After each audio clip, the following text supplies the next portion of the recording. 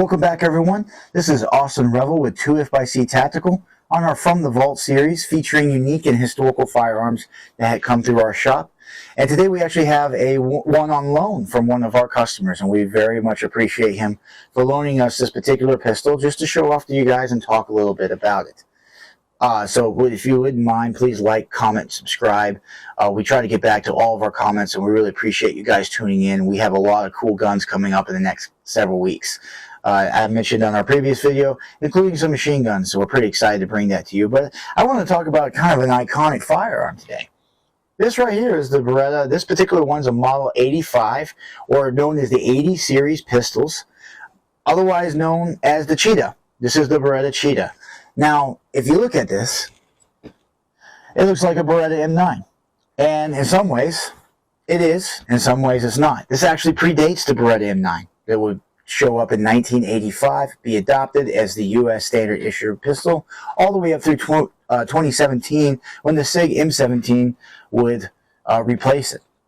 So these pistols are, there's actually a series of 80s pistols, 80, 81, 82, 83, 84, 85, coming in a variety of calibers, 22, all the way up to 9mm Kurtz, or to us, 380. Kurtz meaning short, so just short 9, 380.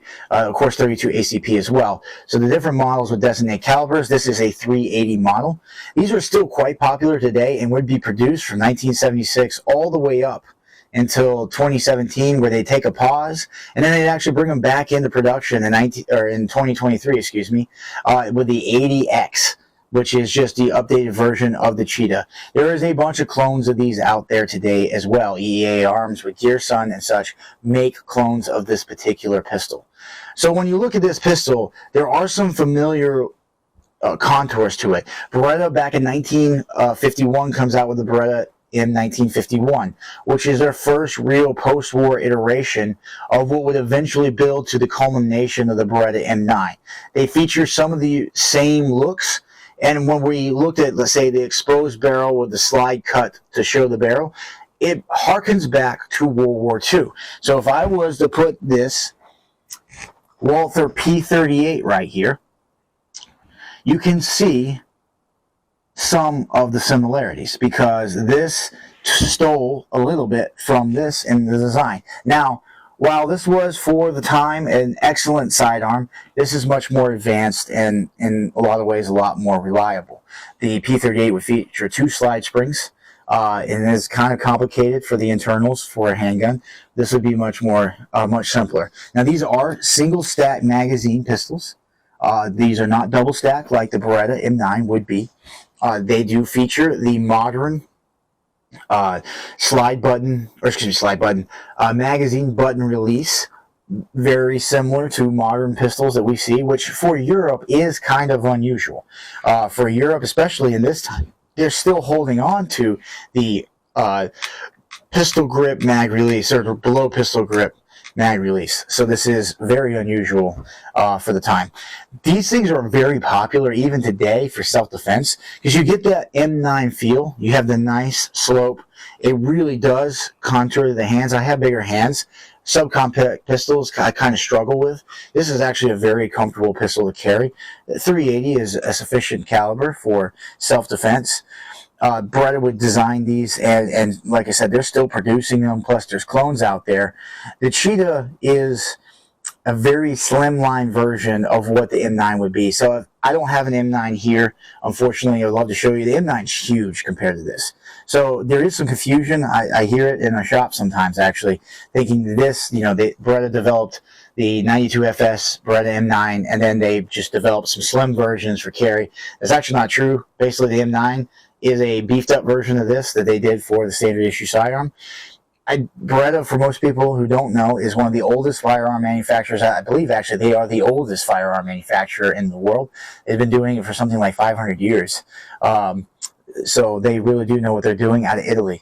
It is interesting on this particular model because it is marked with the, this is an Italian police force marking the GF here on this particular pistol. You do have your import marks over here that was brought into the United States. It does feature very familiar controls, which is one of the reasons why these are kind of popular. from 1985 up to 2017, the Beretta M9 was the standard issue sidearm for the U.S. military. It was for a lot of law enforcement as well, standard issued, just because they adopt sometimes what the military does.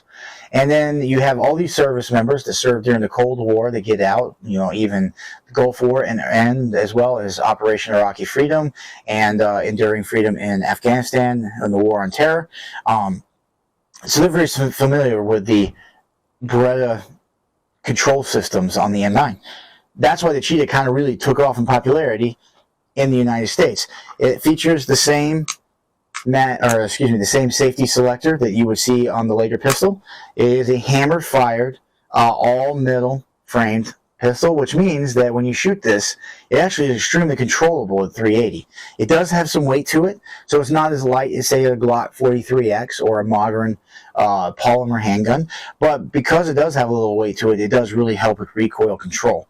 As I mentioned earlier, the ergonomics of this pistol are really nice. Even for someone who has bigger hands, this is a very nice pistol to carry. I mean, you can kind of see it fits in the hand fairly well. It's not much bigger than my hand. It has an elongated trigger guard, which makes it easy to get your finger in and out of.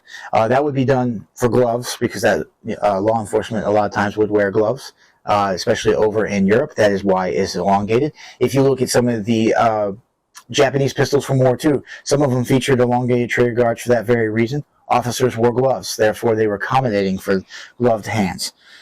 But I do appreciate you guys tuning in. I know this is a little bit of a shorter video, but the Cheetah is a really kind of cool, sleek design. If you have an opportunity to pick these up, they're not overtly expensive. You can find them on several different online sites, including like Atlantic Firearms. I would encourage you to do so. The Beretta M9 has gotten kind of expensive in the modern era, but you can still get these for $500. These aren't extremely expensive. But till next time, look forward to bringing you more.